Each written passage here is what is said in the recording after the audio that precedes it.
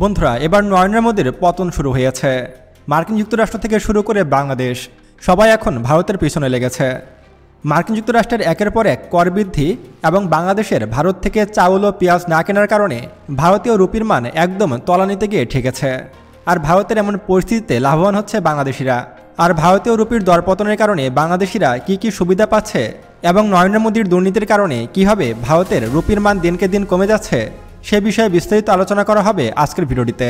তাই আজকের ভিডিওটি অনেক বেশি গুরুত্বপূর্ণ এবং ইনফরমেটিভ হতে চলেছে। তাই ভিডিওটি মনোযোগ সহকারে একদম শেষ পর্যন্ত দেখার অনুরোধ রইল। তো চলুন শুরু করা যাক। বন্ধুরা, ভারতের মুদ্রা বাজারের অস্থিরতা এখন চরমে। ডলারের বিপরীতে ভারতীয় রুপি আবার সর্বকালের সর্বনিম্ন অবস্থানে নেমে গেছে। দিন যত যাচ্ছে ভারতীয় রুপির মান তত কমে যাচ্ছে।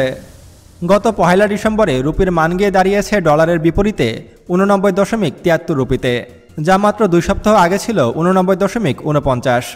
তবে এবার রুপির সর্বোচ্চ দরপতন ঘটেছে। চলতি বছরে এশিয়ার সবচেয়ে দুর্বল মুদ্রার তালিকায় রুপির অবস্থান ক্রমশ নিচে নেমে যাচ্ছে। কারণ এবছর থেকে মার্কিন যুক্তরাষ্ট্রের প্রেসিডেন্ট ডোনাল্ড ট্রাম্প একের পর এক শুল্ক আরোপ করেছে ভারতীয়দের ওপরে। ফলে মার্কিন যুক্তরাষ্ট্রের সাথে ভারতের ব্যবসা বাণিজ্য অনেক কমে গেছে। এমনকি যেসব ভারতীয়রা মার্কিন যুক্তরাষ্ট্রে প্রবাস জীবন পার করছে এবং মার্কিন যুক্তরাষ্ট্র থেকে ভারতে ডলার পাঠায়, তাদের উপরেও ট্যাক্স বসিয়ে দিয়েছে মার্কিন প্রশাসন।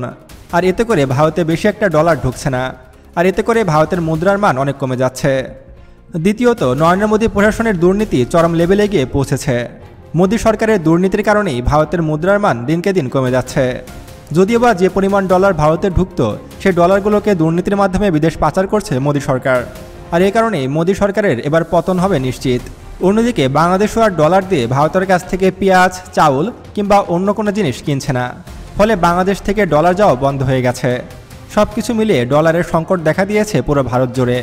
আর এই কারণে ভারতীয় রুপির সর্বোচ্চ দরপতন ঘটেছে। আপনারা হয়তো জানেন যে প্রতি বছর বাংলাদেশ প্রায় 15 থেকে 20 বিলিয়ন ডলার সমপরিমাণ অর্থের বিভিন্ন ভারতীয় পণ্য ক্রয় করে থাকে বাংলাদেশ। কিন্তু এবার আর ভারত থেকে কোনো কিছু কিনছে না বাংলাদেশ। শুধু বাংলাদেশই নয়, ভারতের আশেপাশে যত প্রতিবেশী দেশ রয়েছে সবাই একে একে ভারতকে বয়কট করা শুরু করেছে। ফলে ভারতের মার্কেট আর আগের মতো নেই। দিনকে দিন ভারত তার আধিপত্য হারাচ্ছে। এবং বাংলাদেশের উপরে ভারতের যে আধিপত্য ছিল, শেখ হাসিনার পতনের পরে আধিপত্য আরও কমে গেছে ভারতের। যখন ডক্টর মোহাম্মদ ইউনূস ক্ষমতায় বসেছে তারপর থেকে ভারতের উপরে একের পর এক নিষেধাজ্ঞা দিয়ে এসেছে ডক্টর মোহাম্মদ ইউনূস।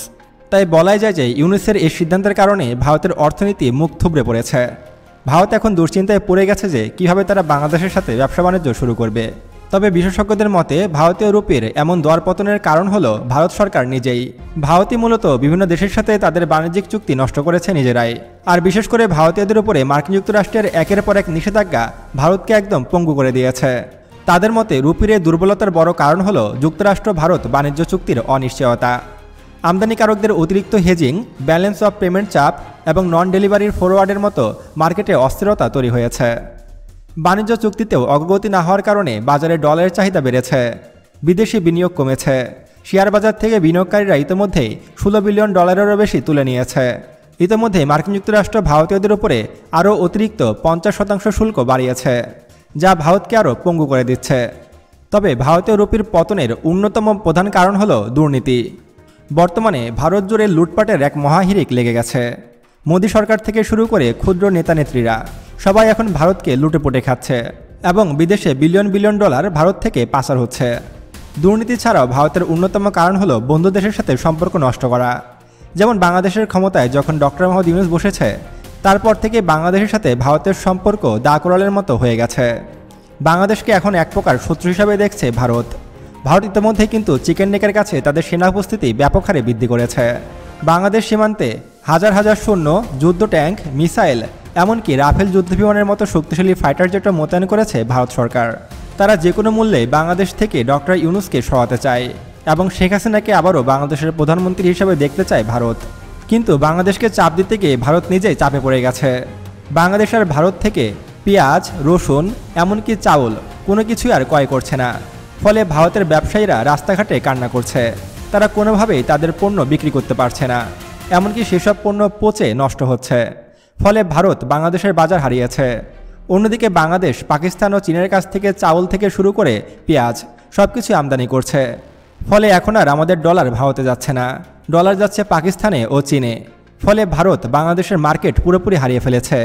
এটিও একটি অন্যতম কারণ ভারতীয় রুপির পতনের। অন্যদিকে রুপির বিপরীতে বাংলাদেশের টাকা বেশ শক্তিশালী অবস্থান ধরে রেখেছে।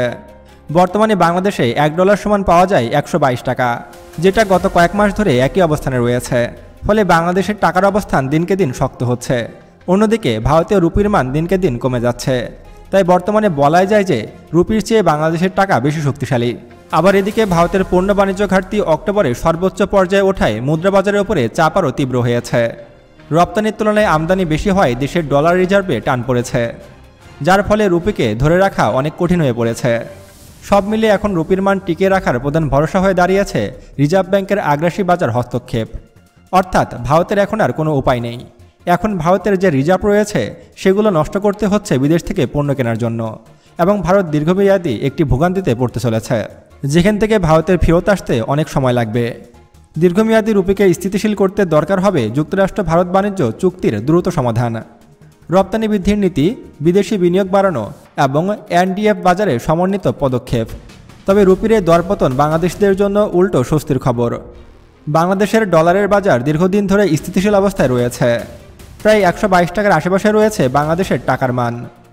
ফলে বাংলাদেশের তেমন কোনো ক্ষয়ক্ষতি হচ্ছে না, এবং প্রবাসীদের পাঠানো রেমিটেন্সের ফলে বাংলাদেশের রিজার্ভ আরও ফুলে ফেঁপে উঠছে। অর্থনৈতিকভাবে অনেক বেশি শক্তিশালী রাষ্ট্রে পরিণত হচ্ছে বাংলাদেশ, এবং বাংলাদেশের যেসব ঋণ ছিল সেগুলো প্রায় পরিশোধ করে ফেলেছে ডক্টর মোহাম্মদ ইউনূস, এবং ডলারের বিপরীতে টাকার মান আরও শক্তিশালী হচ্ছে। এবং যারা ভারতে বিভিন্ন ট্যুরে যায় বা ভারতে ঘুরতে যায় তারা এখন ডলার ভাঙলে আগের তুলনায় বেশি ভারতীয় রুপি পাচ্ছে। ফলে বাংলাদেশিরা আরও বেশি ভারতীয় রুপি দিয়ে বেশি ভারতীয় পণ্য ক্রয় করতে পারবে। যদিও ভিসা নিষেধাজ্ঞার কারণে ভ্রমণকারীদের সংখ্যা ভারতে অনেক কমে গেছে, এমনকি অনেকে ঘৃণা করে ভারতে ঘুরতেও যাচ্ছে না, আর এই কারণে ভারতের অর্থনীতি আরও মুখ থুবড়ে পড়েছে। আর বিশেষ করে ভারতের কাছ থেকে পেঁয়াজ না কেনায় ভারতের এই রুপির এত অধপতন। শুধু পেঁয়াজ নয়, ভারতীয় প্রত্যেকটা পণ্যকে বয়কট করেছে বাংলাদেশ। ফলে ভারতের রুপির এত অধপতন ঘটেছে। এক কথায় বলা যায় যে যুদ্ধ ছাড়াই ফাঁকা মাঠে ভারতকে গোল দিয়েছে বাংলাদেশ, এবং যুদ্ধ ছাড়াই ভারতকে পরাজিত করেছে বাংলাদেশ। তবে রুপির দরপতনের ফলে বাংলাদেশিরা সবথেকে বেশি সুবিধা ভোগ করছে। বিশেষ করে যদিও অল্প পরিমাণে কিছু পণ্য আমরা ভারত থেকে ক্রয় করছি, তাও সেটা অনেক কম দামে, কারণ আমাদের হাতে পর্যাপ্ত ডলার রয়েছে, এবং আমরা ডলার ভাঙিয়ে আগের তুলনায় বেশি ভারতীয় রুপি পাচ্ছি, এবং সেই রুপি দিয়ে ভারত থেকে অনেক জিনিসপত্র আমরা কিনতে পারছি। এটা আমাদের জন্য ব্যাপক সুবিধার একটি বিষয়। বন্ধুরা, বাংলাদেশের টাকার তুলনায় ভারতীয় রুপির মান দিনকে দিন কমে যাওয়াকে আপনি কেমন চোখে দেখছেন, এবং ভারতীয় নরেন্দ্র মোদীর অবাধ দুর্নীতির কারণে ভারতের অর্থনীতির ধ্বংস হওয়াকে আপনি কেমন চোখে দেখছেন, এবং আপনি বর্তমানে কোন জেলা থেকে আমাদের ভিডিওটি দেখছেন তা অবশ্যই আমাদেরকে কমেন্ট করে জানাবেন। এবং আরও এমন ভিডিও পেতে এখনই আমাদের চ্যানেল সায়েন্স বিডিকে সাবস্ক্রাইব করুন এবং পাশে আসা বেল বাটনে ক্লিক করুন। তো দেখা হচ্ছে পরবর্তী ভিডিওতে। ততক্ষণ পর্যন্ত সুস্থ থাকবেন, ভালো থাকবেন। আল্লাহ হাফেজ।